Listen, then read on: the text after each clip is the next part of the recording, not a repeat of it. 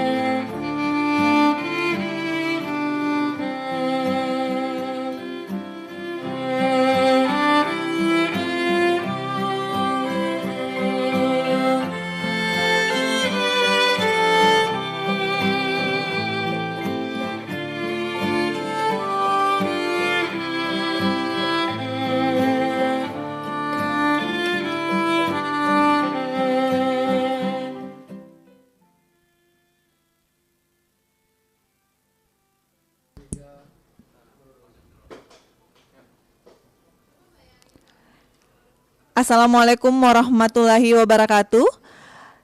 Salam sejahtera dan selamat siang. Kami ucapkan selamat datang dalam acara peringatan Hari Kartini, Kementerian Agraria dan Tata Ruang, Badan Pertanahan Nasional tahun 2022. Sesaat lagi kita akan memasuki acara webinar yang akan dipandu oleh host kita, Kepala Biro Hubungan Masyarakat, Ibu Yulia Jaya Nirmawati. Sebelum kita memasuki agenda webinar, mari kita bersama-sama menyaksikan video dalam rangka memperingati Hari Kartini.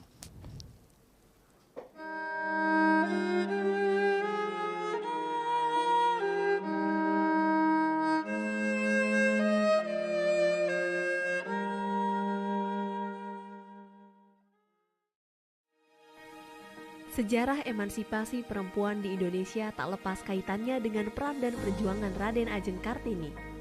Kartini menjadi pelopor kebangkitan para perempuan Indonesia. Ia memperjuangkan hak-hak para perempuan yang selama ini keberadaannya tak dihargai dan diperlakukan tak adil. Melalui karya sastra dan gagasannya, seperti yang selalu ia katakan, jangan biarkan kegelapan kembali datang, jangan biarkan kaum wanita kembali diperlakukan semena-mena. Habis gelap, terbitlah terang. Kartini mampu mengubah keadaan para perempuan untuk mendapatkan kebebasan dan keadilan. Kartini telah menunjukkan bahwa perempuan bisa menentukan pilihan hidupnya tanpa paksaan orang tua, dan perempuan bisa meraih pendidikan setinggi-tingginya, sehingga perempuan bisa berkontribusi dan memiliki peran dalam kehidupan berbangsa dan bernegara. Sampai saat ini, Kartini telah meninggalkan makna tersendiri bagi perempuan Indonesia untuk maju dan meraih mimpi, bahwa perempuan itu harus sadar akan kemampuannya yang tersembunyi. Perempuan memiliki kekuatan di tengah kelembutannya, bahkan tidak jarang menjadi tulang punggung bagi keluarga dengan multitalentanya. Peran perempuan sudah tidak bisa terbantahkan lagi. Selain menjadi guru bagi anak-anaknya, perempuan pun bisa tetap memiliki prestasi dalam karirnya, bahkan menjadi pimpinan di tempat bekerja.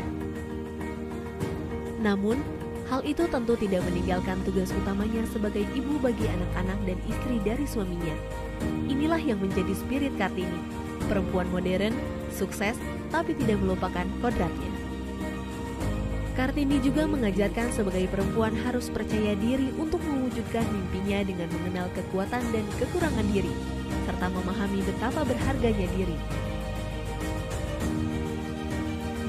Kementerian ATR BPN terlahir banyak sosok perempuan Kartini modern. Perempuan dengan semangat dan perjuangan seperti Kartini yang selama ini dikenal masyarakat. perempuan yang berkarya dan berkontribusi bagi lingkungan sekitar dan bangsanya. Kata, aku tiada dapat, melenyapkan rasa berani. Kalimat, aku mau, membuat kita mudah mendaki puncak gunung. Dua kalimat penuh arti tersebut keluar dari sosok Kartini menunjukkan optimisme dalam melawan batas diri. Hal itu merujuk semangat pantang menyerah yang coba ditularkan Kartini pada semua Sri Kandi di lingkungan Kementerian ATR BPN. Wahai perempuan, kiprahmu besar untuk negeri. Selamat Hari Kartini.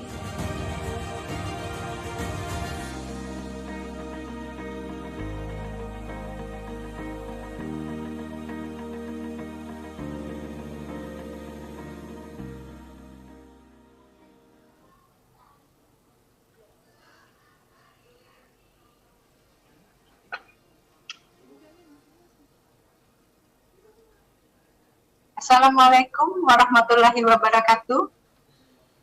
Selamat siang dan salam sejahtera untuk kita semua. Om Swastiastu, Namo Buddhaya, salam kebajikan. Para peserta webinar yang berbahagia, hari ini tanggal 21 April 2022, di mana peringatan Hari Kartini bertepatan dengan bulan suci Ramadan, tanpa mengurangi rasa hormat kita dalam rangka memperingati Hari Kartini. Kementerian ATR BPN menyelenggarakan webinar dengan tema perempuan dan kekuatannya yang tersembunyi. Kegiatan hari ini dilaksanakan melalui virtual dan melalui hadir langsung bertempat di ruang PTSL. Tentunya dengan narasumber kita yang sangat luar biasa, yaitu Ibu Dinariati Cokro Suprihatono MPSI. Nanti akan diperkenalkan secara komplit oleh moderator kita, Ibu Adriani Sukmoro. Nah, dalam kesempatan ini nanti webinar akan dimoderator oleh Ibu Adriani Sukmoro, tenaga ahli bidang manajemen sumber daya manusia Kementerian ATR BPN. Dan sebagai penanggap adalah Ibu Ari Yuriwin, tenaga ahli bidang pengadaan tanah Kementerian Agraria dan Tata Ruang Badan Pertanahan Nasional. Kami menyapa dulu kepada Ibu narasumber, Ibu moderator, dan Ibu penanggap yang hari ini hadir sangat luar biasa. Mungkin patut kami informasikan, hari ini juga Kementerian ATR BPN itu dalam rangka memperingati hari selain mengadakan webinar juga menggunakan kain, Ibu-ibu sekalian. Jadi kita ini bawahnya ini adalah kain, Ibu Din. Tapi karena kita berada di Zoom, kita tidak bisa melihat secara utuh. Nah, semoga harapan kami, semoga Kementerian ATR BPN ini selalu melahirkan perempuan-perempuan tangguh dan hebat. Seperti tadi kita lihat di video yang ditayangkan pada saat acara. Demikian mungkin para peserta webinar, tentunya marilah kita dengarkan bersama materi yang akan disampaikan nanti. Untuk itu waktu kami persilahkan kepada Ibu moderator, Ibu Adriani. Iya, boleh Mbak, itu Kepada Ibu kami persilahkan. Iya, malam ya. Berarti kan toner 1, sabun 2, krim jerawat 1, yang 2 jam 1, sama yang aja itu ya. Ya Mbak, boleh difotoin Mbak. Iya. Kepada Ibu Adriani. Ya, terima kasih Ibu Karo Humas. Assalamualaikum warahmatullahi wabarakatuh. Selamat siang Ibu-ibu dan juga teman-teman kita perempuan yang belum menjadi ibu-ibu, dan juga mungkin beberapa bapak-bapak yang turut hadir dalam kegiatan kita siang ini ya. Salam damai sejahtera untuk kita semua. Om Swastiastu, Namo Buddhaya, dan salam kebajikan. Berbahagia sekali ya hari ini kita berkumpul di kegiatan walaupun terbatas dalam kegiatan Zoom. Kita mengadakan peringatan Hari Kartini dengan tema perempuan dan kekuatannya yang tersembunyi. Saya akan memperkenalkan narasumber kita siang ini, Ibu Dr. Randa Dina Riyati Cokro Suprihatono. Namanya panjang sekali, tetapi biasanya saya cukup memanggil beliau Ibu Dini Cokro. Jadi kita rame-rame memanggil beliau Ibu Dini aja deh ya, biar ringkas gitu ya. Nah, kita beruntung sekali bisa mendapatkan narasumber Ibu Dini yang sibuk ini karena beliau ini punya sesuatu yang yang luar biasa. Makanya kita pilih judulnya perempuan dan kekuatannya yang tersembunyi. Nah, izinkan saya memperkenalkan beliau dengan menampilkan ini dulu ya. Oh, bisakah saya di-disable untuk share screen ini panitia? Hanya sedikit kok sebelum mulai. Ya, bisa ya. Nah, ini ibu-ibu, bapak-bapak, teman-teman, apakah ada yang pernah melihat ini ya? Pasti pernah punya uang recehan Rp2.000 ya. Nah, ini sengaja saya tutup. Siapa yang bisa nebak? Coba saya ke Ibu Yuli dulu lah, Ibu Yulia ya. Siapakah ini? Buruan Bu, dibuka dompetnya. Mudah-mudahan ada Rp2.000. Kira-kira siapa ini tokoh yang ada di uang Rp2.000 ini Bu? Ibu Karo Yulia. Pak Cokro ya? Ya, Pak Cokro, Cokro Sopo. Cokro Aminoto. Nah, ya. Husni Tamrin, Bu. Ya, itu suara siapa itu? Muhammad Husni Tamrin. Iya, Muhammad Husni Tamrin. Oke. Suara Ya. ya. Ya, terima kasih Bu. Tolong di-mute lagi. Terima kasih betul sekali. Beliau ini adalah Muhammad Husni Tamrin. Cokro Aminoto nanti kita tampilkan di lain kesempatan ya.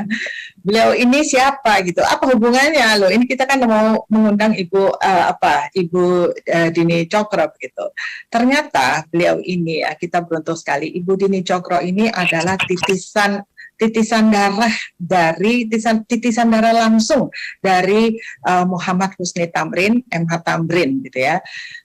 Beliau adalah pahlawan nasional yang hidup tahun 1894 sampai 1941 ya. Jadi usianya singkat sebenarnya, tapi beliau diakui sebagai pahlawan nasional. Jadi ini kita punya narasumber cucu pahlawan nasional. Siapa sebenarnya Pak Muhammad Husni Tamrin ini? Beliau ini mempunyai ayah Belanda, ibunya Betawi, tapi dia menjadi tokoh Betawi yang terkenal sekali, meninggal di usia muda 46 tahun. Beliau itu namanya diabadikan sebagai pahlawan nasional ya, namanya diabadikan di Jalan Protokol Ibu Kota Jakarta. Jadi kalau dari kantor kita ke Jalan Sudirman, lalu nyambung lagi, itu Jalan MH Tamrin, akhirnya dapat Istana Negara. Jadi Jalan MH Tamrin itu diabadikan untuk menghormati jasa-jasa pahlawan nasional Muhammad Husni Tamrin. Dan beliau juga gambarnya diabadikan di pecahan uang Rp2.000. Nah, narasumber kita Ibu Dini Cokro ini juga tidak jauh dari seputar kalangan abdi negara begitu ya. Karena siapa yang bisa menebak siapakah gambar berikut ini? Oh, sudah ada namanya ya, langsung aja deh ya. Mau main tebak-tebakan nggak bisa. Nah, ini Bapak Letjen TNI Purnawirawan Cokro Pranolo ya. Bapak Letjen TNI Cokro Pranolo Purnawirawan, ada yang tahu? Ibu Ari Yuriwin deh. Beliau itu dulu siapa sih Bu? Gubernur DKI. Iya, aduh 100. Nanti ini ruangan Ibu Ari Yuriwin ini di seberang saya. Nanti tak kasih hadiah ya Bu ya. Ya, beliau itu oh maaf ini sebentar. Ya, beliau itu adalah Gubernur DKI Jakarta ke-8. Jadi untuk generasi-generasi seperti saya, Ibu Ari Yuriwin itu tahu gitu. Mungkin teman-teman perempuan yang masih muda nggak tahu ya, udah lama nih. Beliau ini pengawal pribadi Jenderal Sudirman. Nah ini kalau nggak salah ini nih, kalau saya lihat ya mirip sekali, saya nebak-nebak. Ini sepertinya Bapak Cokro Pranolo mendampingi Jenderal Sudirman ketika masih hidup, dan beliau telah menulis buku biografi Jenderal Sudirman yang berjudul Panglima Besar TNI Jenderal Sudirman, Pemimpin Pendobrak Terakhir Penjajahan Indonesia. Baik, cukup sekian share-nya. Saya akan berbicara tentang Ibu Dini Cokro. Beliau itu sarjana psikologi seperti saya, dan beliau juga mengambil magister psikologinya di Universitas Indonesia. Jadi S1 S2-nya dari Universitas Indonesia. beliau perempuan aktif, saya tahu banget ya dari mahasiswa, beliau itu sudah bekerja.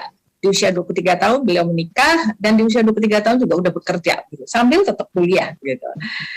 Beliau menjadi dosen Fakultas Psikologi Universitas Indonesia sampai pensiun di sana. Beliau juga mengajar di berbagai institusi, pernah menjabat sebagai wakil dekan Fakultas Psikologi dengan bidang berbeda-beda selama 3 periode, juga mendirikan kantor humas Universitas Indonesia dan menjadi kepalanya ya, kepala kantor humas. Dan yang saya highlight adalah di sini beliau pernah menjadi Dubes Republik Indonesia untuk Republik Ekuador di tahun 2016 sampai 2020. Jadi kita beruntung sekali mendapatkan narasumber yang luar biasa siang ini, dan saya akan menyerahkan floor kesempatan waktu kepada Ibu Dini dengan memulai pertanyaan. Pertanyaannya satu ini Bu ya. Nanti Ibu sambung terus dengan presentasi ya Bu Dini ya. Bu Dini, wanita itu dikenal sebagai apa ya? Sering dianggap sebagai makhluk yang lemah begitu ya. Padahal kita tahu deh ya, perempuan-perempuan ini tahu bahwa kita itu sebenarnya makhluk yang paling mendapatkan berkah nikmat. Nah monggo Mbak Dini, tolong kita diberi pencerahan, dimulai dengan pertanyaan ini. Waktu dan tempat kita serahkan, monggo.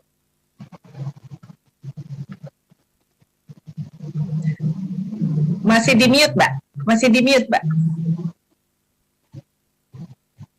Saya boleh share screen nggak nanti ya? Saya share screen nggak? Bisa ya? Tolong ya panitia ya. Saya senang sekali ya ketemu dengan semua ibu-ibu cantik. Mungkin ada bapaknya juga ya di kantor ATR BPN. Luar biasa. Ini luar biasa sekali ya, di tengah-tengah baru selesainya pandemi kita bisa ketemu, walaupun tadinya mau offline ya, tapi demi kesehatan jadi kita online. Aduh, senang banget ini. Nah, sebelumnya saya ucapkan Assalamualaikum warahmatullahi wabarakatuh. Om Swastiastu, Namo Buddhaya, Shalom, Namaste, Rahayu, dan salam sejahtera buat kita semua. Pada yang terhormat Ibu Ari Yuliwan sebagai tenaga ahli bidang pengadaan tanah Kementerian ATR BPN, juga kepada moderator saya yang selalu menyenangkan, Bu Diani, juga ini MC-nya ya, Mbak Yulia Jaya. Hari ini saya mendapatkan kehormatan sekali untuk bisa sedikit, kita nggak bilang mengajarkan ya, tapi kita berbincang-bincang kali ya. Karena saya tahu ibu-ibu pasti punya pengalaman, betul nggak? Ya bisa jawab ya. Soalnya kita nggak ini sih ya, nggak offline. Pasti punya pengalaman, dan saya akan sedikit cerita tentang psikologi perempuan ya sebelum kita ngobrol lebih lanjut, karena Ibu Diani minta saya juga menceritakan pengalaman-pengalaman kerja saya selama ini. Ya memang alhamdulillah dapat beberapa anugerah ya, misalnya dapat adjunct professor dari University of Queensland, Australia ya, terus dapat beberapa sertifikat dari University Erasmus Hoyes Belanda dan dari Case Western University di Amerika. Juga di Ekuador selama jadi duta besar juga mendapat penghargaan-penghargaan dari hasil kerja kita di situ. Nah, dan saya rasa kalau saya cerita, nah ibu-ibu juga pasti akan, oh gini ya, oh iya saya begitu. Gitu. Coba kita sambil dengar cerita saya, sambil mencoba untuk merasa dalam diri kita sendiri bagaimana itu terjadi. Saya bisa share screen ya? Bisa? Monggo Mbak.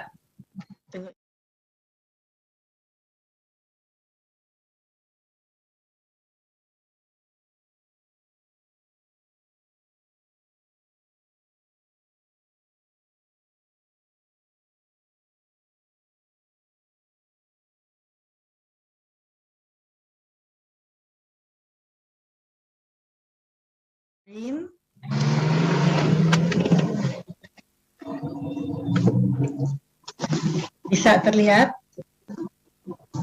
Ya, bisa.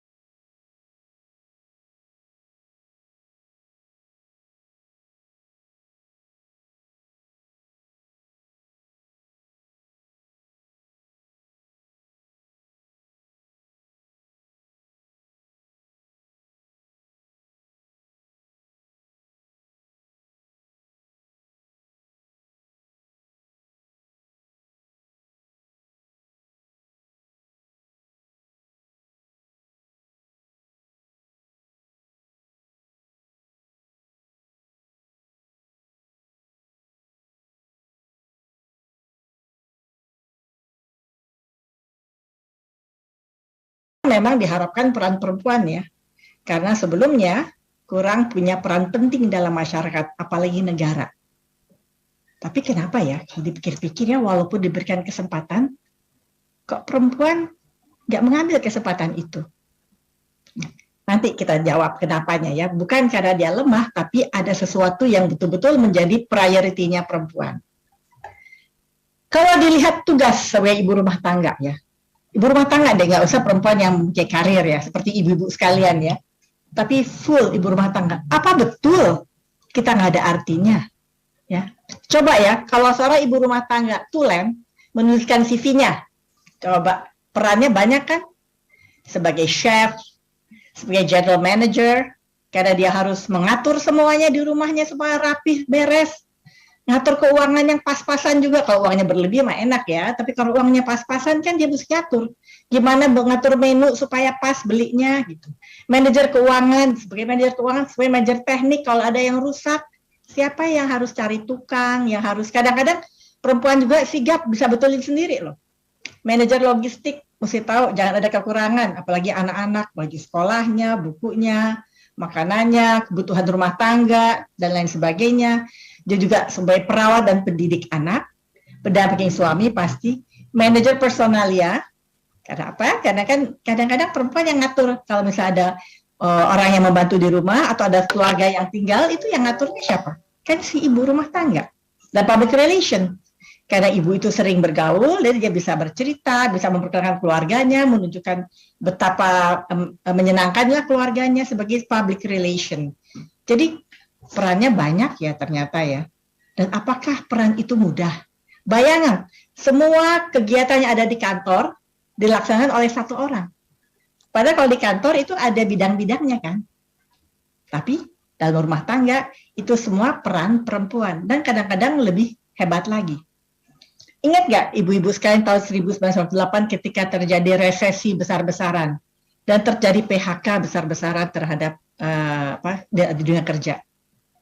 Siapa yang akhirnya bangkit dan menyelamatkan rumah tangga?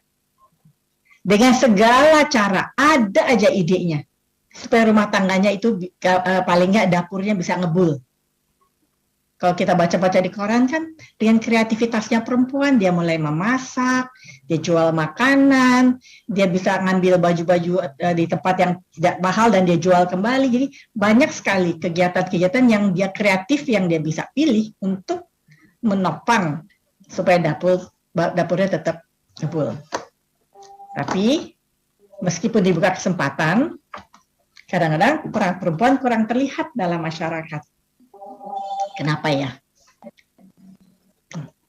Salah satunya adalah karena kita kadang-kadang nggak mengenal diri kita. Kita nggak kenal kemampuan kita karena terbelenggu oleh stigma masyarakat yang sudah kepalang melekat pada diri kita. Jadi kita pikir itulah stigma kita, itulah kita. Jadi kita memang tidak bisa berbuat banyak. Apalagi mohon maaf ya kalau dapat keluarga yang sering mengecil-ngecilkan kita, melecehkan kita, mengatakan, alah kok makanan nggak enak banget sih? Gini aja nggak bisa, padahal kan tugas kamu gitu. Jadi hal-hal seperti itu semakin mengecilkan hati kita, peran kita. Atau juga takut disalahkan kalau gagal mendidik anak. Dipikirnya pendidikan anak adalah kewajiban perempuan. Uang bikinnya sama kok. Emangnya kalau kita punya anak hanya kita yang kerja? Kan enggak. Si bapaknya juga. Jadi kewajiban mendidik anak itu adalah ibu dan ayah. Apalagi kalau kita nanti bicara soal psikologi pendidikan anak ya, peran ayah itu penting sekali dalam pengembangan konsep diri anak, bukan hanya ibu. Gitu. Jadi memang kedua belah pihak itu menjadi figur-figur yang akan membentuk seorang anak kelak menjadi anak yang dewasa. Hanya karena biasa dilakukan ibu tuh ngurus anak, bapak tuh bekerja di kantor ya. Jadi akhirnya seakan-akan kewajiban untuk ngurus anak tuh ada di ibu. Dan kalau gagal, itu salah ibu. Itu yang membuat akhirnya ada ketakutan, takut disalahkan. Makanya saya sudah pernah lihat seorang ibu yang saking takutnya disalahkan, ini benar ya saya lihat. Itu anaknya umur 5 tahun tuh nggak bisa loh pakai sepatu sendiri, ambil air sendiri, makan sendiri. Jadi ibunya tuh ngurus semuanya ya, disuapin, dipakein sepatu, dipakein baju. Kalau dia mau sekolah diberesin, karena takut dianggap bukan ibu yang baik. Dan itu juga banyak terlihat, mohon maaf ya. Seringkali kita sendiri anaknya yang sekolah mau ulangan, Kita yang sibuk belajar karena takut gagal anaknya. Padahal yang belajar anaknya. Yang mesti dididik adalah kebiasaan anak belajar dan suka belajar. Tapi saking takutnya kita yang belajar, anaknya nunggu. Pernah saya tanya nih, ada satu pesta ya, saya tanya, mana ibunya Pak? Oh di rumah ngajarin anak, kan lagi ulangan. Kok ibu nggak di rumah ngajarin anak? Oh enggak, saya bilang belajar itu kewajiban anak saya. Saya sudah biasakan anak saya untuk belajar mandiri karena itu tanggung jawabnya, bukan tanggung jawab saya. Tapi kalau dia nggak mengerti, baru saya bantu, saya bilang gitu. Karena yang harus belajar dia. Nah, tapi banyak kita mengambil alih nih, anaknya yang mau ulangan, ibunya yang sibuk ngajarin. Tapi ya nggak apa-apa. Untuk pendampingan memang perlu pendampingan ya, tapi tidak mengambil alih fungsi itu. Tapi saking takutnya jadinya akhirnya kita ambil alih dia itu anak itu. Karena ada seorang anak nih mau ulangan nih besok, temannya anakku dulu. Aku tanya, kamu belum belajar? Mamah nggak ada. Saya nggak belajar. Saya belajarnya nunggu mamah dulu. Nah, luar biasa kan? Dan yang bagus adalah memang pilihan. Saya memang ditawarkan macam-macam, tapi pilihan saya adalah menjadi ibu rumah tangga. Kenapa? Karena saya berkewajiban untuk membimbing anak saya kepada suatu kehidupan yang menguntungkan dirinya kelak menghadapi tantangannya. Dan ini saya lihat di generasi anak-anak saya ya, ada yang mereka punya karir, ada yang mengundurkan diri. Saya tanya, kenapa kamu mengundurkan diri? Gaji kamu besar, karir kamu bagus, pengalaman kamu bagus, tapi kamu memilih untuk menjadi ibu rumah tangga. Jawaban, ada beberapa anak-anak muda tuh saya tanya ya, teman-teman anak saya, dan di luar dugaan saya kagum dengan jawabannya. Mereka mengatakan, Bu, zaman depan itu sangat sulit, Bu. Tantangan terhadap anak-anak itu berat, nggak seperti zaman saya masih kecil. Jadi saya harus membimbing mereka untuk bisa menjawab tantangan.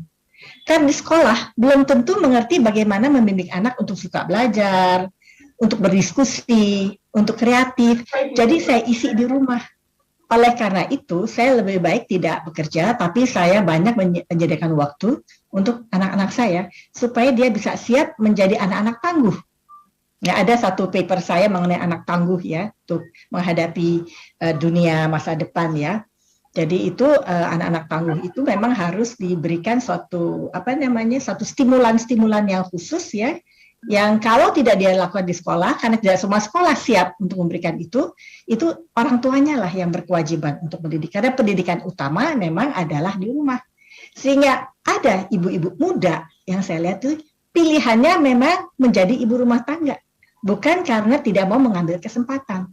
Saya angkat topi karena dia berpikir maju ke depan demi anak-anaknya. Terus dia mengatakan, nanti Bu, kan saya kan punya kemampuan, dia bilang. Kalau nanti anak saya sudah berhasil, saya bisa lagi kerja karena saya yakin pada kemampuan saya. Very good, keren tuh. Atau kadang-kadang juga kurangnya kesempatan atau dukungan karena tugas domestik rumah tangga. Misalnya dia mau punya kegiatan di luar, jangan kamu di rumah aja. Soalnya nanti siapa yang ngurus anak? Oke, jadi dia terpaksa menjadi ibu rumah tangga karena tidak mendapatkan izin atau dukungan. Atau kadang-kadang kurang menyadari dan menghargai peran yang dapat dijalankan karena kurang memahami dirinya sendiri. Jadi itu yang kadang-kadang menghambat ya. Tapi yang paling bagus nih kalau pilihannya memang ingin menjadi rumah tangga karena sesuatu yang dia sadari dan punya tujuan untuk ini. Karena dia memilih itu karena dia tahu konsekuensi dan tujuannya. This is very good, nggak jadi masalah dan akan menjadi sebuah ibu yang sangat hebat. Nah, ada penelitian seorang Perancis namanya Montagu. Dia meneliti 2000 di seluruh dunia ya, seluruh dunia di semua benua. Hasil penelitiannya dinamakan sebagai the natural superiority of women. Jadi perempuan pada dasarnya itu mempunyai superioritas yang melebihi pria secara biologis. Ya, perempuan itu lebih kuat, lebih tahan banting, lebih tahan mental, dan bisa mengerjakan sesuatu sekaligus tanpa dia merasa bingung. Dia bisa ngatur-ngatur dirinya. Itu lebih tinggi dari pria, dari hasil penelitiannya. Usia perempuan biasanya lebih lebih panjang daripada pria. Kalau kita, mohon maaf ya, kalau kita lihat di usia saya nih, teman-teman saya banyak suaminya sudah meninggal. Ya karena memang usia perempuan tuh biasanya lebih panjang karena dia lebih kuat menghadapi stres. Daya tahan stresnya memang kuat dan sifatnya lebih lentur. Nah, dari hasil penelitian di rumah sakit juga katanya penderita sakit jiwa lebih banyak laki-laki daripada perempuan. Saya nggak tahu ya, itu penelitiannya Montagu ya. Tapi daya tahan terhadap penyakit perempuan itu lebih kuat dari pria. Soal kecerdasan sama. Jadi tidak dikatakan bahwa pria itu lebih cerdas dari perempuan atau perempuan lebih cerdas dari pria. Nah, dari penelitian ini Montagu mengatakan bahwa perempuan sebenarnya ada makhluk yang luar biasa superiornya. Dia bisa melakukan apapun kalau dia mau dan dia tahu. Itu perempuan. Jadi Tuhan memberikan kelebihan pada perempuan yang tidak dimiliki oleh pria. Yaitu perempuan bisa menstruasi, bisa hamil, bisa melahirkan, dan bisa menyusui. Itu kenikmatan yang luar biasa. Yang tidak dimiliki oleh pria, tapi dimiliki oleh perempuan. Dan ditemukan oleh Montagu, memang loh perempuan itu superior. Dia sendiri seorang pria ya, mengakui dan mengagumi ternyata perempuannya kelihatannya seakan-akan lemah gemulai, tapi di balik itu ada suatu kekuatan yang luar biasa. Mungkin ibu-ibu tahu kan perjuangan Ibu Kartini kan dalam hari ini kan kita merayakan Hari Kartini. Beliau itu dengan segala keterbatasannya, tapi mempunyai cita-cita yang tinggi, dia terobos itu semua dinding-dinding batas. Walaupun dengan sepucuk surat, walaupun harus hanya bicara dengan orang, nggak pernah takut, sehingga akhirnya apa yang terjadi? Dia bisa membuka kesempatan perempuan untuk melihat bahwa kita mempunyai banyak kesempatan untuk bisa berkiprah. Karena dia tahu dia punya kemampuan itu. Nah, kekuatan perempuan yang lain. Nih, cinta. Bukan artinya pria nggak punya cinta, tapi kalau perbedaan pria dan pria dan perempuan dengan wanita adalah kodrat lelaki adalah ambisi, kodrat perempuan adalah cinta. Cinta itulah yang muncul karena dia bisa hamil, bisa melahirkan, bisa menyusui. Sehingga untuk membesarkan anak, cinta itu penting untuk asah, asi, dan asuh. Dan cinta itulah yang sebetulnya mengontrol superioritasnya. Jadi sebetulnya tanpa sadar, benar nggak ibu-ibu? Merasa nggak? Ibu tuh memilih loh, ya bahwa saya memang lebih mau mengorbankan waktu saya untuk mendidik anak saya, untuk rumah tangga saya, ketimbang saya harus mengejar karir saya. Itu saya rasain ketika saya sedang berkarir di kampus ya. Terus anak saya yang paling kecil sakit. Sakitnya itu luar biasa sehingga dia 2 bulan hospitalized. Dan saat itu dokter bilang kemungkinan dia akan meninggal. Saya sedih banget ya, sampai saya bilang sama suami saya nggak masalah dengan karir saya nggak kerja juga nggak apa-apa, tapi saya ingin membesarkan anak saya ini. Kalau dia harus meninggal, saya apa boleh buat, yaitu emang sudah suratan takdir dari Allah, tapi kalau enggak, saya harus membesarkan dia. Tapi ternyata memang Allah mengatakan lain, anak itu hidup, dan diramalkan oleh dokter, kalau dia hidup dia akan retarded. Alhamdulillah enggak, normal. Jadi saya fully time untuk merangsang dia karena emang dia punya masalah. Nah, di situ saya mendapatkan dukung penuh dari fakultas bahwa saya boleh cuti di luar tanggungan untuk beberapa bulan. Jadi saya nggak harus mengundurkan diri, tapi saya boleh cuti. Nah, di situ saya memang sediakan waktu untuk bayi saya itu yang alhamdulillah akhirnya tumbuh normal dan saya kembali lagi dengan aktivitas saya. Jadi cinta itu kadang-kadang kita rela berkorban. Dan itu mengontrol superioritas kita.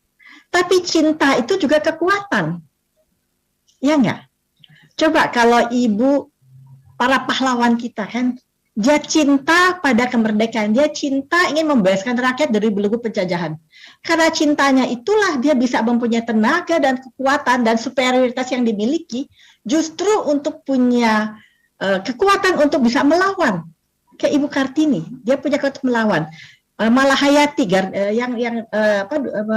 pahlawan Aceh jadi komandan yang luar biasa, dia bisa memimpin. Sekarang pun kita lihat menteri-menteri kita, coba posisi-posisi yang luar biasa dipegang oleh menteri-menteri perempuannya, yang tadinya semuanya laki, kayak menteri keuangan perempuan dan hebat sekali kiprahnya. Menteri Luar Negeri sampai 2 kali kepilih, perempuan juga. Padahal biasanya diplomasi itu dikenal untuk wilayah laki-laki ya.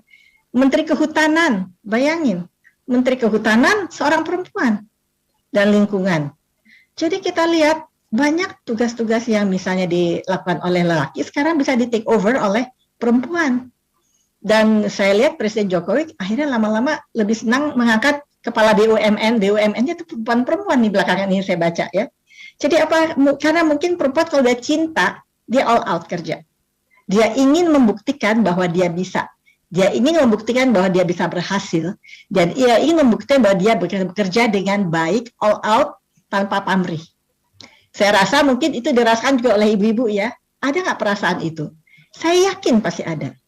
Apa yang membuat ibu-ibu punya keinginan itu dan bisa mempunyai semangat besar itu? Karena satu, ibu-ibu mempunyai superioritas, yang mohon maaf ya kaum pria itu adalah melebihi para pria. Kedua, mempunyai cinta. Cinta ini bermain bisa mengontrol superioritasnya sehingga dia betul-betul bisa memainkan perannya misalnya sebagai pengasuh anak, pendamping suami, tapi dia dengan cintanya itu dia bisa all out ingin menunjukkan kecintaannya pada negara, pada institusi di mana dia bekerja untuk berbuat sebaik mungkin. Dan dia tidak berpikir yang neko-neko. Ini mungkin Mbak Diani ingat ya, pernah di fakultas itu pimpinannya perempuan semua ya. Dekannya Bu Yati, wakil dekannya saya, Bu Meiti, terus Bu Nuki, sekretaris fakultasnya, direktur juga perempuan, hanya satu prianya waktu itu sebagai kemahasiswaan. Itu fakultas pada saat itu hitting the spotlight. Luar biasa kepemimpinan perempuan pada saat itu hitting the spotlight dan kita kompaknya luar biasa. Pada saat itulah banyak masa kejayaan fakultas bisa dicapai. Walaupun sebelumnya juga udah mulai naik dan diteruskan oleh pimpinan-pimpinan perempuan. Jadi ternyata perempuan itu luar biasa loh. Kalau memang kesempatan yang diberikan padanya akan diambil. Jadi kadang-kadang kesempatan diberikan nggak diambil. Karena apa? Karena cintanya lebih kepada saya ingin ngurus rumah tangga. Jadi nggak selalu bahwa perempuan nggak dapat kesempatan, tapi lebih banyak juga sekarang ini memang tidak diambil. Kayak ini ya, Perdana Menteri New Zealand itu luar biasa hebatnya. Dia bisa mengambil keputusan-keputusan yang sangat taktis ya. Sehingga ketika New Zealand terkena COVID, dia termasuk yang paling sedikit dampaknya, tetapi ekonominya bisa bertahan. Dia perempuan, dan dia sangat dikenal sekarang. Sementara kodrat laki-laki adalah ambisi. Nah, bedanya apa coba nih? Bedanya, jadi ibu-ibu jangan membandingkan, karena emang nggak bisa dibandingkan. Buat seorang perempuan, karena dia cinta, dia kodratnya adalah cinta, dia akan berpikir gini, kalau suaminya ulang tahun, mungkin 6 bulan sebelumnya, dia udah pikir kita bikin apa ya buat suami kita, yuk kita bikin surprise yuk, ngajak anak-anaknya untuk melakukan sesuatu kegiatan yang menyenangkan, surprise, udah mikirnya jauh-jauh. Mungkin baru suaminya ulang tahun, udah mikir lagi buat tahun depannya ya, mungkin ya. Tapi kalau pria karena kodratnya ambisi, dia kadang-kadang nggak terlalu peduli dengan ulang tahun keluarganya dan juga istrinya. Suka lupa gitu, mesti kita ingetin.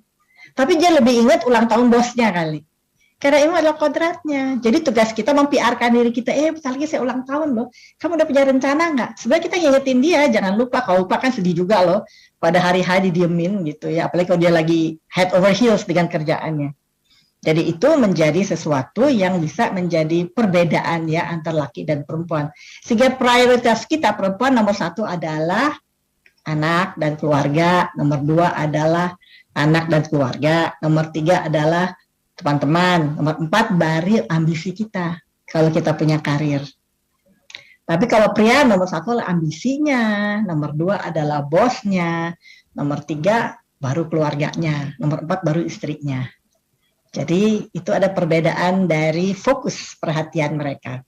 Sehingga kalau pensiun, kalau perempuan kalau pensiun biasanya senang, wow saya sekarang punya waktu untuk bisa masak, bisa berkebun, bisa bermain sama cucu, bisa ini, bisa itu.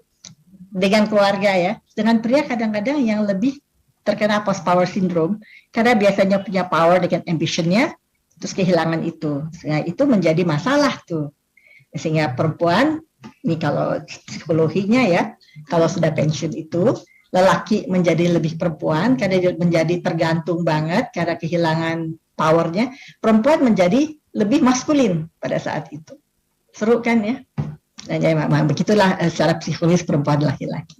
Oleh karena itulah perbedaannya dari otaknya nih. Otaknya laki-laki seperti ini, analytical, sport, visual, aggression. Oleh karena itu dia agak kaku, dan perempuan yang love itu, lelaki itu bisa lihat sesuatu one at a time. Melakukan kerjaan juga one at a time. Sedangkan perempuan itu bisa buzzing. Semua bisa dikerjakan sekaligus. Misal sambil rapat aja juga bisa mikir, aduh anak saya ulangan ya, nanti saya pulang, saya mesti beliin buku ya, oh di rumah nih nggak ada makanan ya, saya mesti gini, oh besok nih keluarga saya mau ada kegiatan pertemuan ya, saya mesti bawa itu. Dia bisa mikir itu sekaligus sambil juga konsentrasi tetap di dalam rapatnya. Atau kalau nyetir mobil, saya pernah menelpon kolega saya pria, Din nanti ya, tunggu ya, saya lagi nyetir mobil, nanti kalau udah sampai saya telepon kamu. Susah tuh dia untuk ngomong di telepon, emang nggak boleh sih ya, tapi ini contoh aja, sambil mengendarai mobil. Tapi perempuan, udah telat nih, karena mesti ngurus semua, masuk mobil belum pakai make up, padahal mau kantor. Bisa sambil nyetir, sambil make up-an, kadang-kadang sambil baca buku. Tapi nggak salah nyetirnya. Jadi bisa melakukan 2-3 tugas sekaligus. Karena apa? Karena perbedaan di dalam otaknya. Ini otak pria nih, nggak kaku sehingga one at a time. Sementara otak perempuan sangat fleksibel, sehingga dikatakan bahwa struktur otak perempuan lebih kompleks, seperti kawat listrik yang saling berhubungan satu dengan yang lainnya, sehingga ia mampu, maaf ya,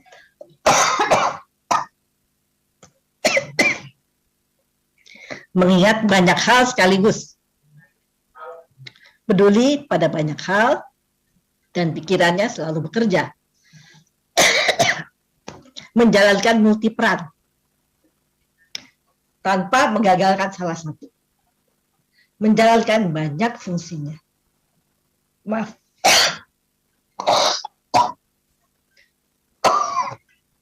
Saya emang lagi agak flu ketularan cucu. Jadi itu ya bisa dilakukan oleh perempuan, banyak hal sekaligus, tanpa membuat dia pusing. Saya juga suka bingung lihat mantu saya. Mantu saya tuh nggak punya pembantu di rumahnya, pintar masak. Tapi pas saya udah, kalau kita lagi ada pertemuan, saya berpikir bahwa mantu saya nggak mungkin deh dia bawa sesuatu karena dia sibuk sekali di rumah ya. Saya kaget dia datang, dia bawa salad, dan dia bikin sendiri, dan dia cantik sekali, dia dandan rapi, dengan pakai kuteks yang nggak bocel-bocel. Sampai saya mikir, bagaimana caranya dia ya ngatur waktu antara mengerjakan kerjaan rumah tangga seluruhnya dan tetap bisa tampil keren dengan membawa sesuatu. Dia ketawa-ketawa karena emang dia bisa bagi waktu, karena otaknya emang membuat perempuan itu bisa melakukan sekaligus segala rupa sekalian. Kayak ibu-ibu juga kan, walaupun ibu kerja, pasti udah mikirin nih sahur nanti apa, buka puasanya bagaimana. Dan kalau harus entertain orang atau harus buka puasa di tempat, pasti berpikir saya mesti bawa apa.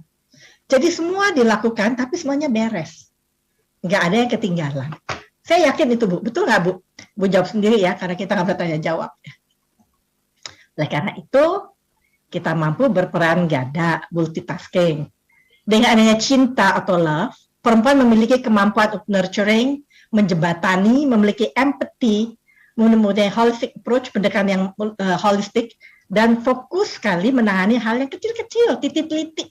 Makanya sekarang kerjaan-kerjaan komputer tuh banyak diminta perempuan karena titik-titiknya itu loh dia. Banyak sekali pilihan kegiatan yang berhasil perempuan laksanakan.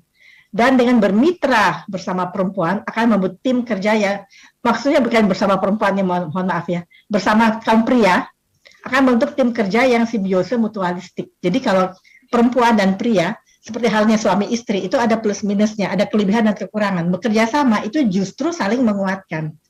Dan perempuan banyak yang mampu menjadi leader. Cintanya itu kalau perempuan jadi leader, itu dia bisa care sama anak buahnya. Ya kan? Jadi, kalaupun dikatakan kadang-kadang keputusannya emosional, tapi kan kita punya staff yang bisa memberikan juga masukan-masukan pada kita untuk bisa menjadi bahan pertimbangan. Tapi perempuan-perempuan yang keluar dari superioritas, nature-nya dia, dia bisa berpikir sebagai laki-laki. Ini ada satu percobaan ya terhadap teroris perempuan, teroris laki. Mana yang lebih galak? Kalau perempuan jadi teroris, dia udah meniadakan cintanya kan. Dia keluar dari cintanya. Akhirnya karena punya superior itu, dia lebih superior dari laki, lebih galak, lebih kejam, lebih punya ide-ide yang aneh-aneh. Karena dia udah keluar dari cintanya yang membatasi superioritasnya itu. Jadi di situ kita lihat bahwa memang perempuan punya kekuatan yang luar biasa. Nah, berkaca pada perjuangan Kartini nih, karena kita lagi merayakan Hari Kartini ya. Pasti ibu-ibu udah baca dong ya. Surat-suratnya beliau itu luar biasa. Dan mampu berbuat banyak dengan segala keterbatasan. Pada saat itu kan perempuan ningrat, nggak boleh keluar dari keraton, nggak boleh sekolah juga terbatas. Dan lain sebagainya. Kalau juga menikah juga dijodohin gitu, walaupun dia nggak suka, tapi dia masih mengikuti aturan-aturan, tapi dia tidak melanggar aturan, tapi dia punya kemampuan bagaimana caranya dia bisa mengatasi keterbatasannya dengan menggunakan semua resource atau sumber yang dimilikinya. Antusias dan percaya diri.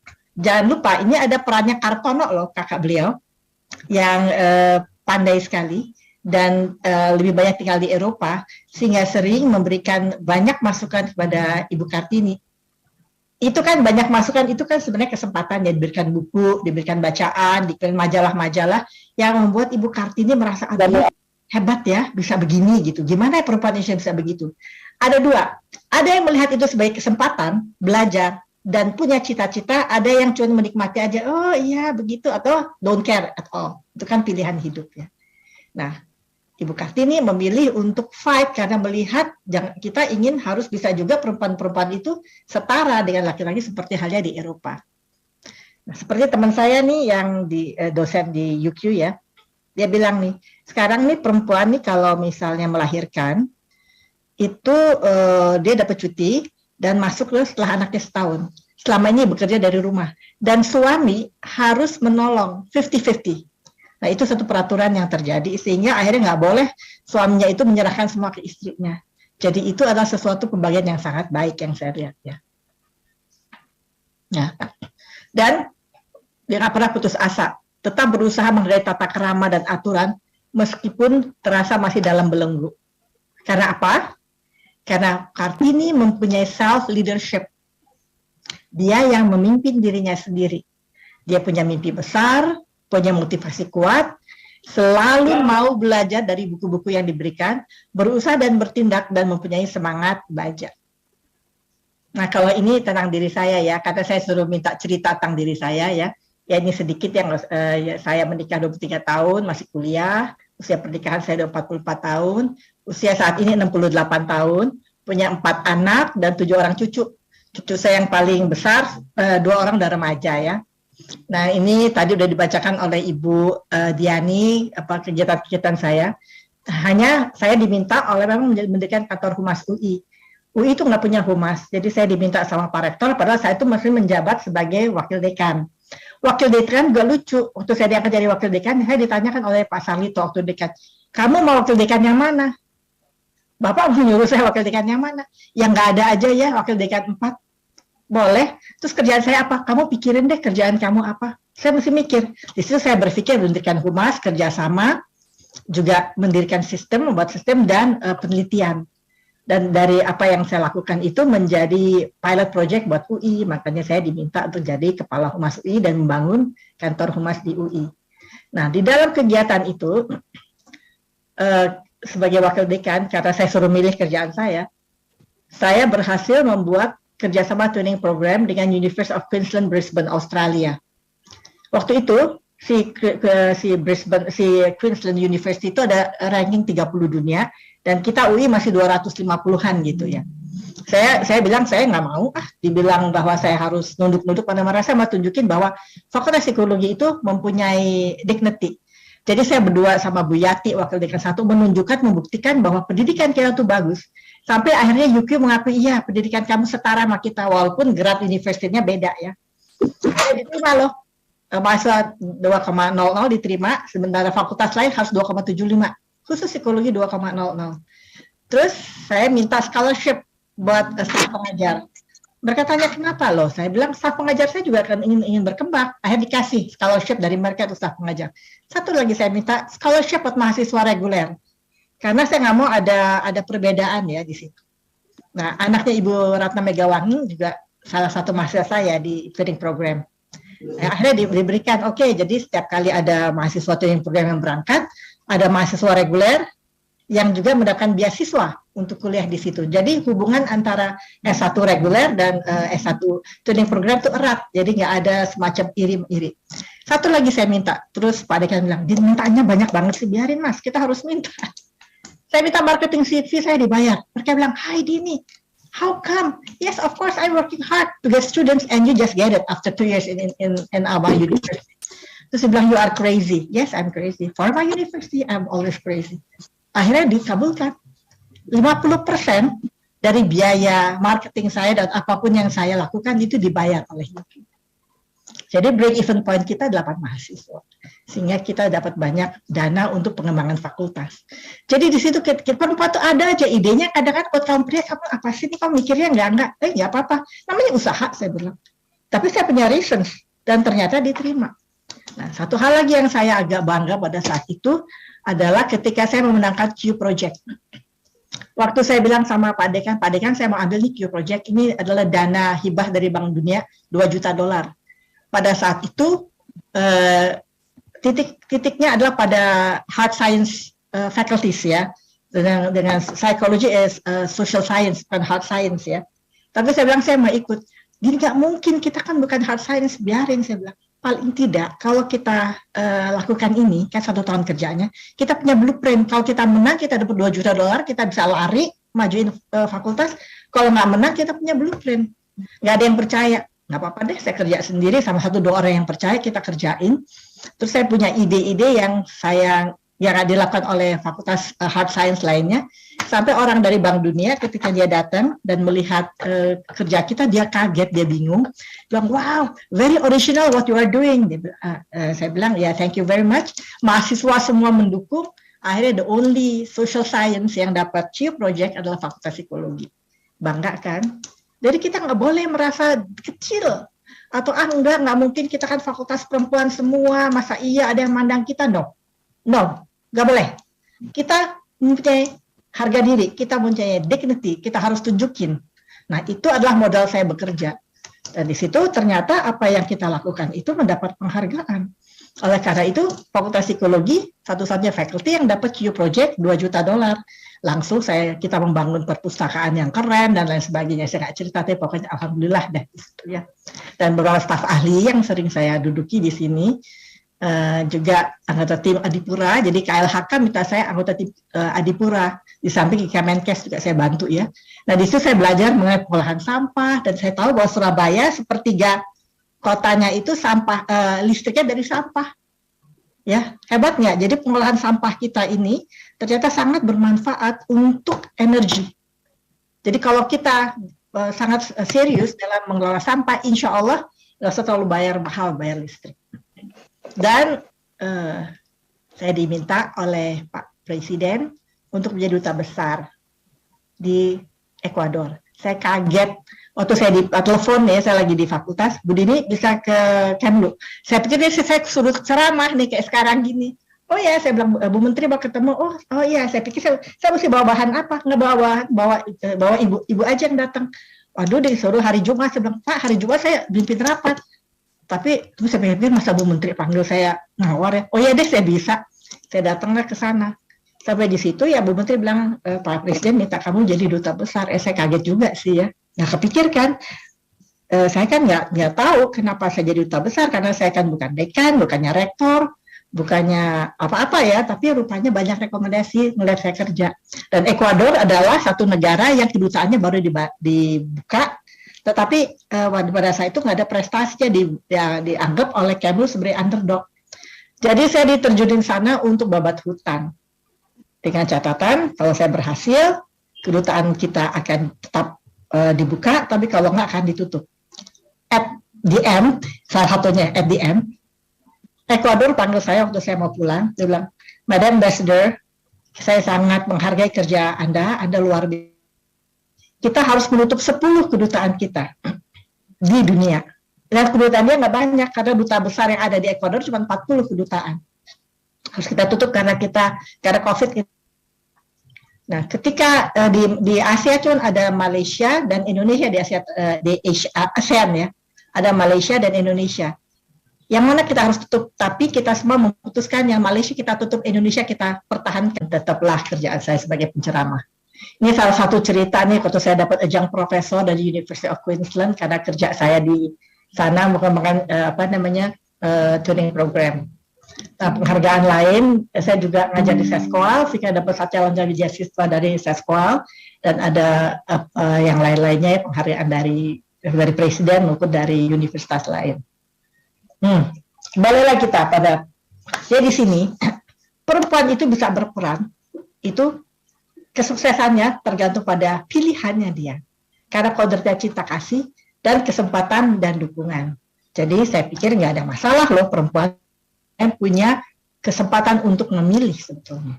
Namun tantangan yang mesti dihadapi adalah mampu kita menempatkan diri. Jangan merasa minder. Karena kita mempunyai ketangguhan yang luar biasa. Yang kita harus cari di diri kita. Kemampuan kita apa saja. Banyak sekali di sini.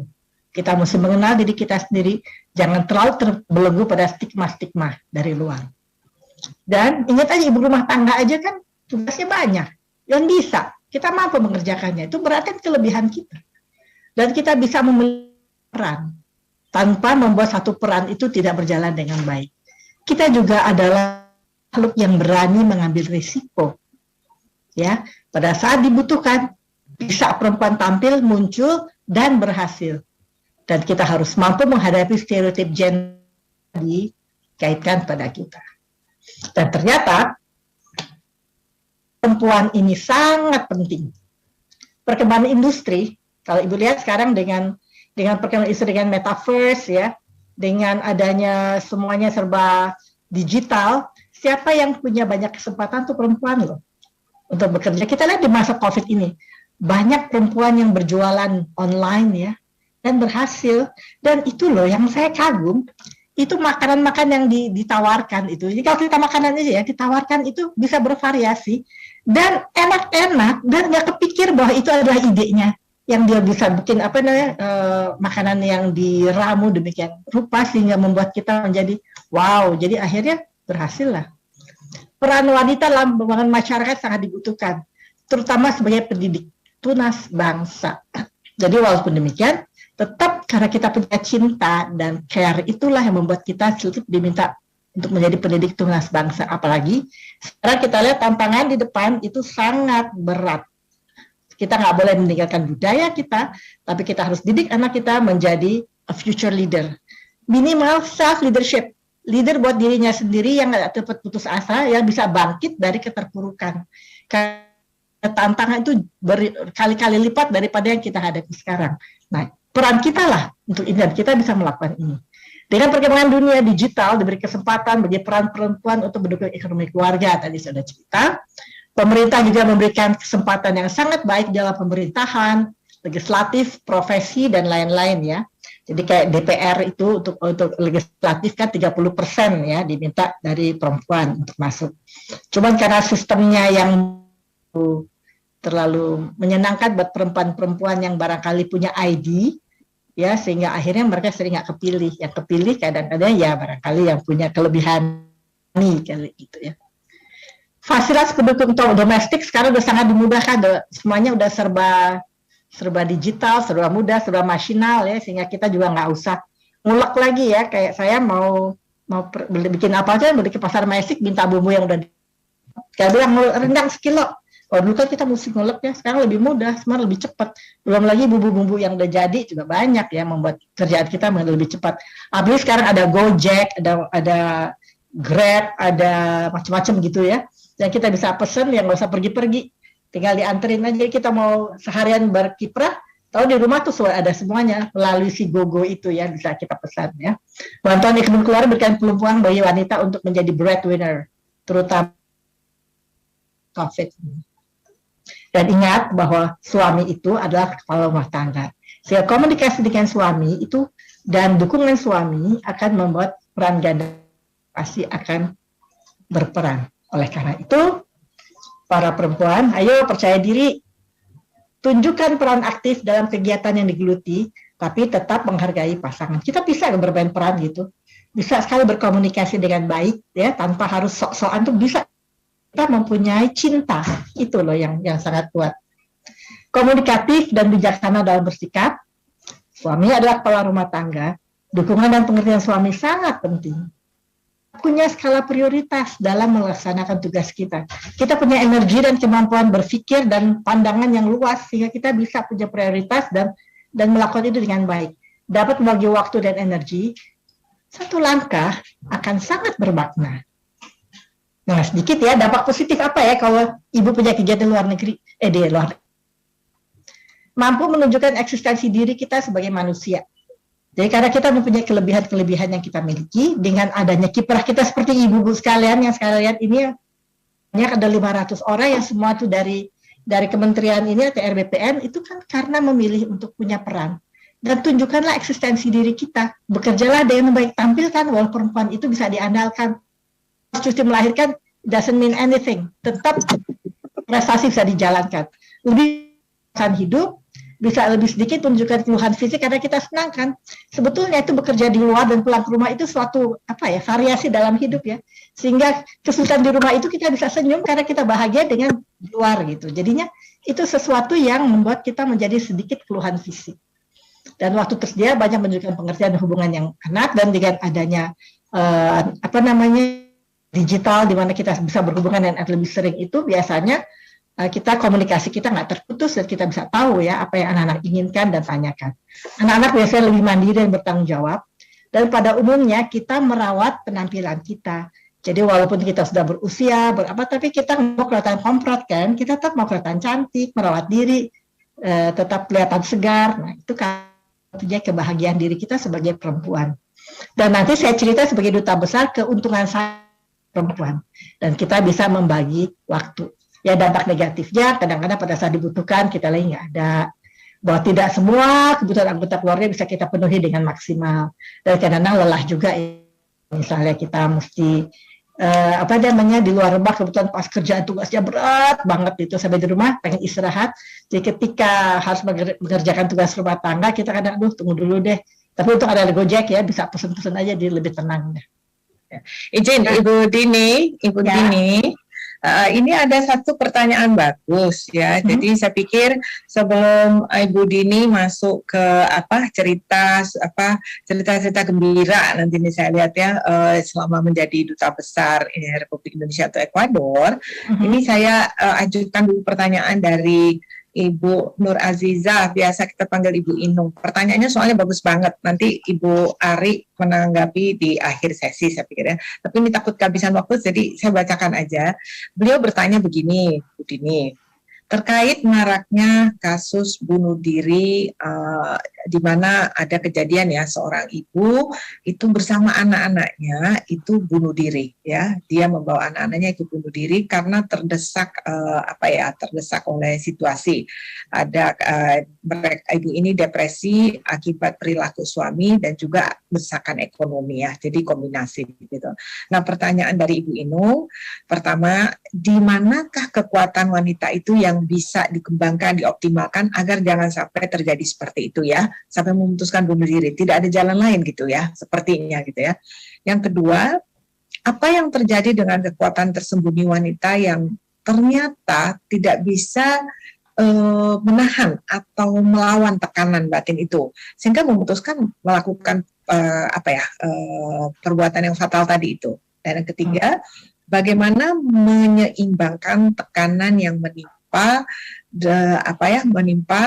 dengan kekuatan untuk menghalau ya. Jadi seputar itu tadi, bunuh diri, membawa anak-anaknya ikut bunuh diri, sementara perempuan mempunyai kekuatan tersembunyi. Nah, bagaimana ini untuk menguatkan kekuatan itu agar tidak terjadi kejadian seperti ini? Monggo Ibu Dini. Ya, terima kasih, pertanyaan luar biasa nih ya Bu Aziza ya. Ya, kita lihat sekarang keadaannya. Ini yang saya bilang, karena stigma masyarakat begitu kuat, sehingga kadang-kadang perempuan itu tidak menanya dia yang tersembunyi. Dia nggak, walaupun dia udah bertahan ya, dia bertahan sedemikian rupa untuk menahan, tapi karena ada kekuatan tekanan ekonomi, juga adanya tekanan dari suami yang luar biasa, dan stigma itu terus menimpa dirinya, ada batasnya kan. Dan perempuan itu pasti pendidikannya kurang, sehingga dia nggak tahu dia punya kekuatan. Yang dia kenal konsep dirinya adalah saya orang yang lemah, saya itu nggak berdaya, saya nggak mempunyai kemampuan apapun. Jadi itu yang dia rasakan karena kurangnya pengetahuan tentang kekuatan, karena tersembunyi. Banyak perempuan yang tidak tahu bahwa dia mempunyai kekuatan itu. Kenapa? Karena memang pendidikan terhadap perempuan itu hanya seputar, mohon maaf ya, masak, memasak, ngasuh anak. Tapi jarang ada pendidikan pada perempuan yang menunjukkan bahwa dia mempunyai kelebihan. Sehingga dia nggak tahu. Dia nggak tahu caranya berkomunikasi dengan baik. Apalagi kalau sudah dibombardir dengan stigma-stigma yang membuat dirinya akhirnya merasa punya konsep diri yang negatif terhadap dirinya.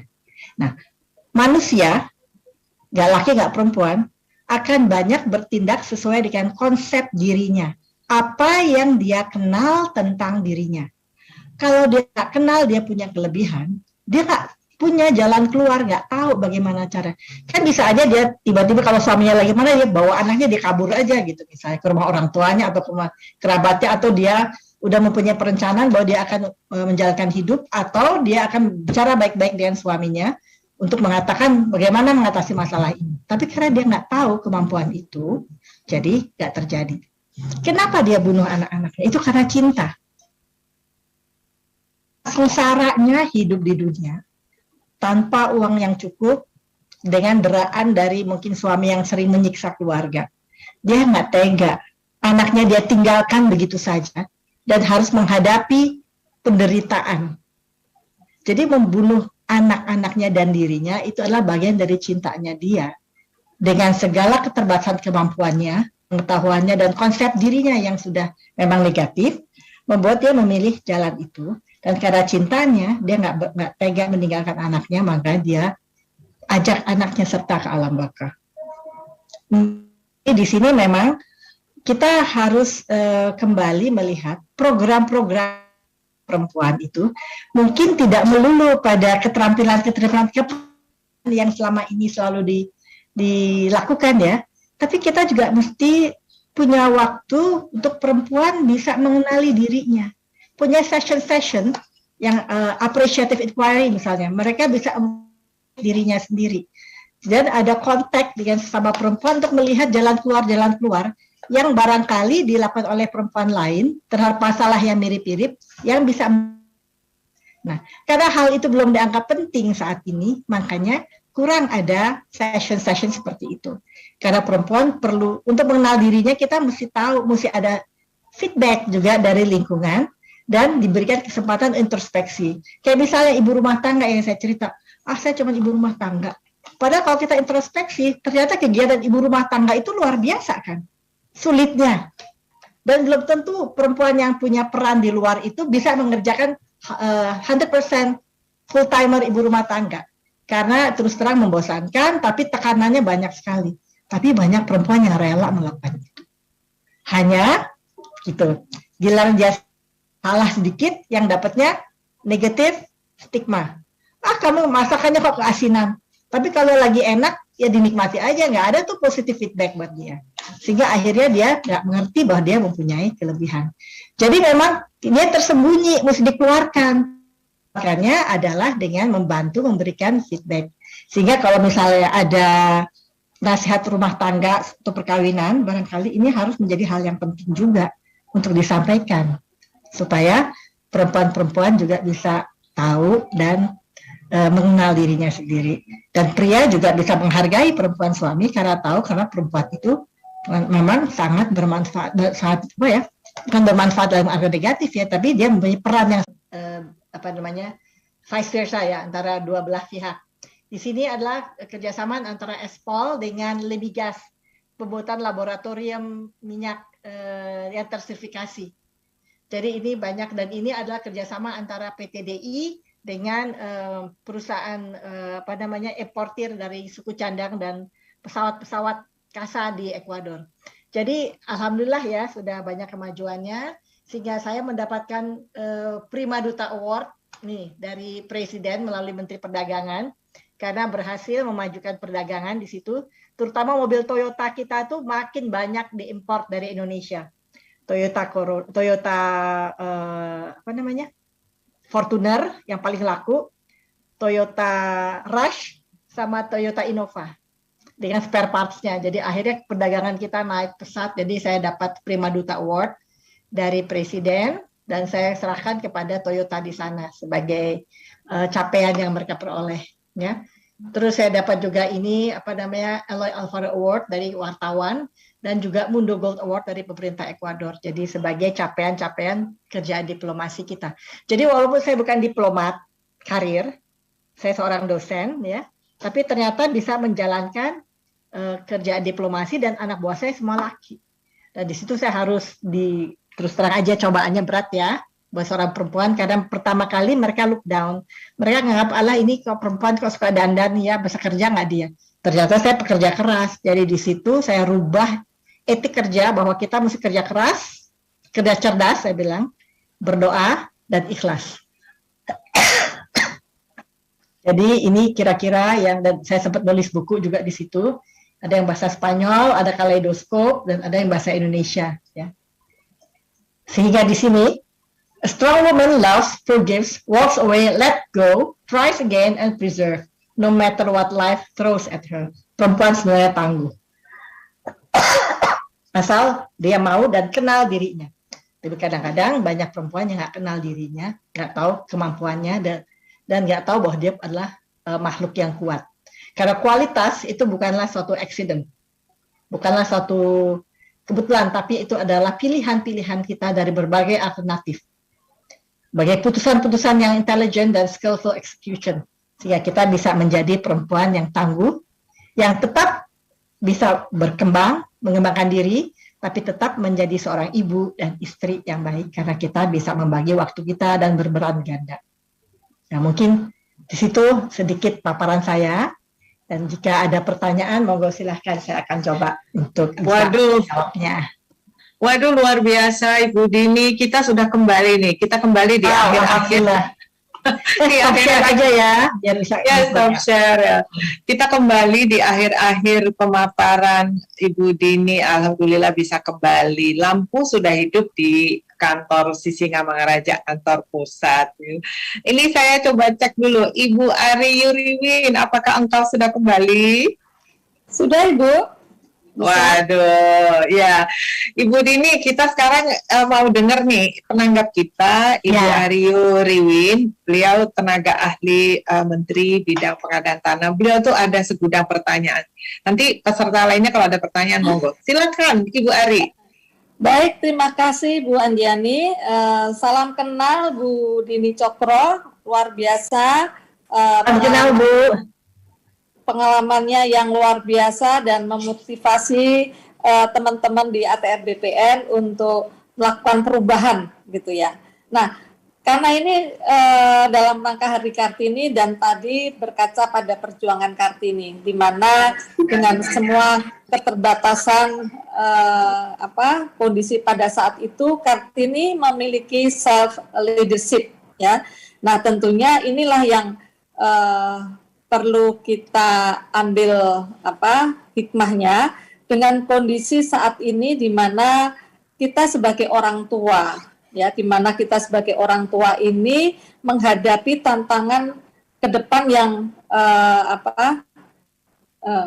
masa depan yang penuh dengan tantangan ya, di mana generasi milenial anak-anak kita ini kan sudah melalui kondisi sekarang sudah keterbukaan, ada digitalisasi, kemudian juga segala aktivitas pergaulan bebas untuk remaja-remaja kita. Nah, untuk apa yang harus kita lakukan, Ibu, ya, supaya anak-anak kita itu mempunyai self leadership, ya, karena tadi disampaikan oleh Ibu, karena ketakutan kita sebagai orang tua, sebagai ibu, takut kalau tidak memberikan kasih sayang, sehingga memfasilitasilah semua kebutuhan anak itu sehingga anak itu menjadi ketergantungan. Nah, bagaimana kita sebagai orang tua dan juga pilihan kita sebagai wanita ASN ya. Nah, ini bagaimana kita menghadapi tantangan ke depan terhadap generasi milenial. Terima kasih Bu Ari, satu pertanyaan yang bagus sekali ya, karena itu saya pikir ini pertanyaan mewakili pertanyaan semua ibu-ibu ya. Ya. Pasti ada kekhawatiran ya Bu ya, ini menghadapi ke depan ini yang kita sendiri kaget ya. Kita akan masuk dalam dunia metaverse ya. Kita mulai harus kenal crypto money. Kita melihat banyaknya pembohongan-pembohongan dari robot apa tuh? Ya, trading. Ya, robot trading ya. Ya, banyaknya sultan-sultan yang banyaknya sultan-sultan yang mendadak kaya dan luar biasa kayanya, apakah benar apa enggak kita nggak tahu, tapi membohongi akhirnya kan, memberikan suatu apa namanya gambaran yang keliru. Terus terang aja mendidik anak-anak zaman sekarang itu tidak bisa seperti kita dulu mendidik anak. Ya, tapi yang pasti satu adalah cinta. Ya, cinta, komunikasi itu harus ada. Pendidikan moral dan religi itu harus ada. Tetapi yang benar ya, bukannya mohon maaf ya, bukannya yang apa namanya agak membuat perpecahan gitu ya. Itu harus ada kita. Itu nomor satu. Karena kita harus menciptakan generasi tangguh. Ini adalah teori saya ya, karena saya kan menjadi ini juga apa namanya menjadi what you call it ya, staf ahlinya Kemenkes lah kadang-kadang ya untuk generasi 2045. Dan saya mengatakan kita harus menciptakan anak-anak Indonesia yang tangguh sehingga 2045 itu bisa tercipta generasi emas. Apa tuh tangguh? Anak-anak yang punya tujuan hidup. Dia tahu dia tuh mau ngapain. Dari kecil dia ngerti dia tujuannya apa buat belajar, kenapa dia mesti melakukan ini, kenapa dia memilih itu, dan lain sebagainya. Percaya diri, yang toleran. Toleransi itu penting ya, karena itu akan mengembangkan kebinekaan kita. Karena kita adalah negara dengan 700 kebudayaan. Etnisnya kita banyak sekali. Kalau kita nggak mengembangkan toleransi, kita akan terpecah belah. Apa kita mau Indonesia pecah-pecah? Nggak jadi NKRI lagi. Saya rasa nggak mau dong ya. Kita ingin tetap mempertahankan NKRI karena sangat bahagia hidup di Indonesia. Sebetulnya. Dibandingkan di tempat lain ya. Indonesia itu sangat membahagiakan kalau kita sendiri memang bisa hidup dengan penuh toleransi. Agama dan religiusitas juga tetap harus ditanamkan. Ya, tangguh yang A-nya. N-nya, nurani harus kita kembangkan. Moral dan punya karakter yang kuat. Jadi anak-anak mesti punya karakter kuat, gotong royong, kerjasama, dan networking. Dari G1, G2, tetap jadi anak yang gembira, sehat, matang emosi, dan punya sosial motorik yang sehat, unggul. Nah, unggul, nah ini yang saya akan memberikan sedikit gambaran bahwa kadang-kadang kita belajar untuk dapat angka. Jadi dipaksa anak belajar. Seharusnya yang sekarang dididik adalah anak suka belajar. Belajar itu menyenangkan, suka belajar, ya. Jadi kita bisa menjadi anak yang kritis, anak yang kreatif, yang mengenal teknologi dan mau bertanya.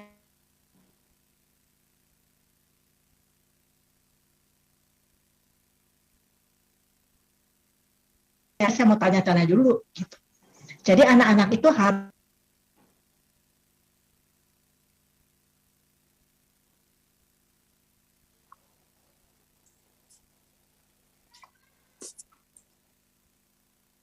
hilang ya Bu ya? Hilang suaranya ya? Hilang. Iya Ibu Dininya hilang ya? Gantian Budi kelihatannya di Jakarta Barat sekarang mati karena Ibu Ari sih telepon PLN. Kalau nggak telepon nggak hidup kita Bu. Iya. Jadi mungkin kita lihat apa? Oh iya, beliau bilang beliau hilang. Ya, jadi begini, kita isi Ibu Karo Humas dan Ibu tenaga ahli Ibu Ari Yuriwin. Karena waktu juga sudah mulai pukul 16, mungkin kita bisa rangkum ya dari pemaparan Ibu Dini Cokro ini ya, kita panggil aja Ibu Dini Cokro berapa. Jadi beliau tadi pemaparannya tentang perempuan dan kekuatannya yang tersembunyi itu luar biasa ya, dipaparkan tentang bahwa kita seharusnya fokus pada kelebihan kita, kekuatan kita, walaupun kita tahu ada sisi negatifnya begitu ya. Tidak ada salah kalau kita memilih untuk menjadi ibu rumah tangga, tidak masalah karena itu pilihan yang sangat mulia dan kita patut respect pada ibu itu. Tetapi yang harus kita kuatkan adalah bahwa kita itu jangan sampai menjadi lemah, karena tadi pertanyaan Ibu Inung itu mengetuk sekali Ibu Nur Aziza, bahwa ada yang merasa tidak berdaya, dia tidak menguatkan dirinya. Nah, kalau dari Ibu Ari tadi poinnya bagus ya tentang membangun self leadership begitu ya, walaupun belum sempat terjawab tuntas, tapi pertanyaannya sangat relevan karena memang disrupsi digital teknologi ini akan membuat dunia jungkir balik ya. Apa yang kita siapkan untuk anak-anak kita belum tentu nanti itu berlaku atau relevan ke depannya. Tapi tadi sempat dapat ya Bu ya, bahwa itulah mengenai nurani ya, tentang diri dia, bagaimana menjadi diri dia gitu mentalnya. Begitu ya Bu ya? Iya. Ya. Saya lihat di sini ada pertanyaan sebentar di chat supaya puas semuanya ya. Bagaimana dari Ibu Tias, Mbak Tias mungkin. Bagaimana cara kita meminimalisir stereotip tentang perempuan dengan mengembangkan women support women. Ya, ini bagus banget ya. Tadi ini Mbak Tias yang ada di ruangan Ibu Ari ya, kalau nggak salah ya. Ya, pertanyaannya sama. Tadi kita bincang-bincang. Benar banget ya. Jadi tadi ada kata-kata bahasa Inggris yang keren banget gini ya. Women empower women. Woman empowering, kurang lebih begitu. Jadi perempuan yang monggo Mbak Tias kayaknya mau ngomong. Ya, bagaimana kita memberdayakan sesama perempuan ini, bagaimana saling memberdayakan, kurang lebih begitu. Jadi kita bantu perempuan-perempuan lain itu yang ada di lingkungan kita maupun di tempat kerja kita maupun di lingkungan kita. Jangan sampai perempuan mematikan perempuan gitulah ya. Jadi harus saling membantu. Dan ada tadi fenomena yang dari saya pernah bertanya beberapa orang, kenapa ketika saya mengadakan survei kecil-kecilan, saya tanya kepada pekerja-pekerja pria, lebih memilih mana? Bos perempuan atau bos laki-laki? Jawabannya bos laki-laki. Oke, bisa saja berpikir karena dia laki-laki. Tapi ketika saya bertanya kepada pegawai-pegawai perempuan, milih bos laki apa bos perempuan? Jawabannya sama, milih bos laki-laki. Dan itu bukan hanya satu dua, banyak ya. Jadi ini saya tidak akan menjawab karena bukan saya narasumbernya, tapi untuk jadi bahan pemikiran kita sebelum saya kembalikan ke Ibu Karohumas, bahwa ada stereotip mungkin dari perempuan. Kalau bos perempuan tuh gimana gitu ya, jadi agak ditakuti. Nah, jadi satu, harusnya perempuan membantu sesama perempuan, saling memberdayakan. Yang kedua, bagaimana kita menjadi bos perempuan yang diharapkan, disukai. Ya, seperti misalnya Bu Ari ya, saya mau jadi anak buahnya Bu Ari. Ya. Baik ya. Ya, baiklah ibu-ibu, teman-teman Sri Kandi dan bapak-bapak yang kalau ada hadir di sini, terima kasih atas waktunya. Saya kembalikan acara kita ini ke Ibu Karohumas host kita. Monggo Ibu Yulia. Masih di mute. Baik Ibu Adriani, selaku moderator. Materi hari ini sungguh luar biasa. Sayang sekali tadi ada insiden lampu mati, kebetulan genset yang ada juga nggak dapat digunakan. Sehingga kalau kita lihat tadi jumlah peserta yang 500 lebih langsung drop menjadi 200-an. Ini menandakan hampir 350-an itu pesertanya dari kementerian. Ibu-ibu yang berbahagia, tentunya yang dapat saya lihat tadi yang membuat hati kita sebagai wanita begitu senang dan berbahagia, ternyata struktur otak kita yang perempuan ini lebih kompleks, tetapi dengan kompleksnya struktur otak kita ini menjadikan kita adalah wanita yang mempunyai peran ganda, multitasking, punya cinta dan mampu menjadi sebuah menjadi leader ya tentunya. Sangat luar biasa dan itu adalah kesenangan kita sebagai wanita, bagaimana kita akan memilih kita menjadi apa. Pilihan ada di kita, tadi disampaikan oleh Ibu Din. Tentunya harapan kita semoga Kementerian ATR BPN ini selalu nanti dapat melahirkan perempuan-perempuan tangguh dan perempuan hebat. Tentunya sudah ada beberapa contoh. Salah satunya adalah penanggap kita Ibu Ari, Ibu Adriani adalah orang-orang yang sangat luar biasa. Dan mudah-mudahan nanti kita dapat mengikuti jejaknya beliau-beliau ini sehingga kita juga akan menjadi wanita-wanita yang tentunya bermanfaat bagi nusa dan bangsa. Saya rasa demikian Ibu, tentunya terima kasih kepada Ibu Dini yang mungkin sudah live ya karena mungkin satu dan lain hal. Terima kasih kepada Ibu Adriani Sukmoro yang sudah menjadi moderator yang sangat luar biasa. Dan kepada Ibu Ari Yuriwin sebagai penanggap kita hari ini. Tentunya terima kasih kepada seluruh peserta webinar yang sudah berada di ruangan Zoom ini. Dan kita tadinya live YouTube, tapi karena tadi mati, jadi live YouTube-nya itu terhenti dengan otomatis. Kurang lebihnya kami mohon maaf. Wabillahi taufik wal hidayah. Wassalamualaikum warahmatullahi wabarakatuh. Salam. Waalaikumsalam. Terima kasih kami ucapkan kepada seluruh peserta yang telah bergabung melalui Zoom meeting dan juga yang bergabung melalui YouTube Kementerian ATR BPN. Sekali lagi terima kasih kepada narasumber, moderator, penanggap dan juga kepada Kepala Biro Hubungan Masyarakat yang telah memandu acara peringatan Hari Kartini tahun 2022. Sekali lagi kami ucapkan selamat Hari Kartini untuk seluruh perempuan di Indonesia. Wabillahi taufiq wal hidayah. Wassalamualaikum warahmatullahi wabarakatuh dan selamat sore.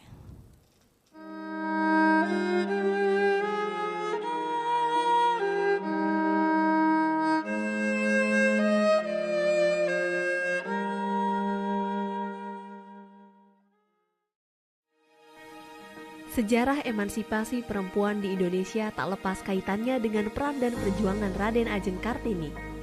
Kartini menjadi pelopor kebangkitan para perempuan Indonesia. Ia memperjuangkan hak-hak para perempuan yang selama ini keberadaannya tak dihargai dan diperlakukan tak adil.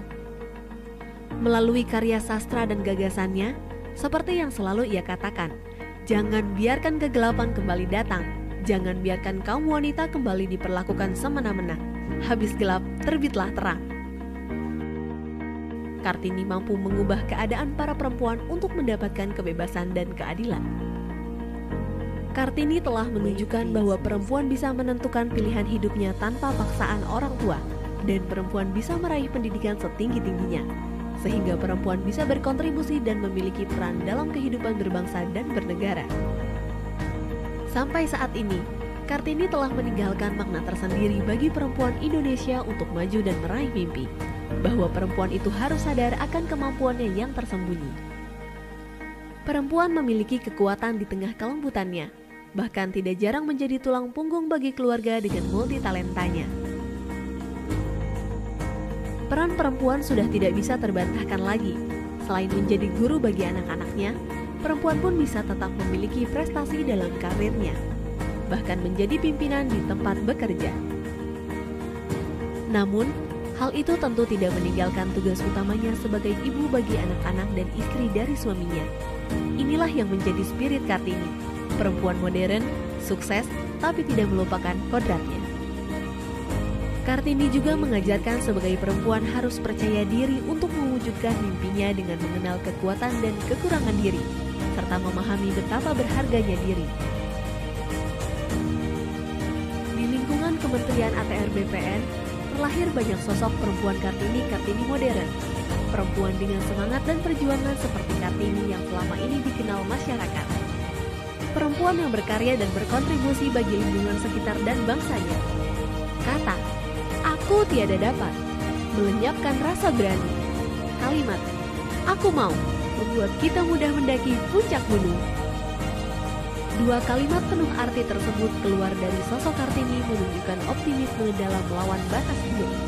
Hal itu merujuk semangat pantang menyerah yang coba ditularkan Kartini pada semua Serikandi di lingkungan Kementerian ATR BPN.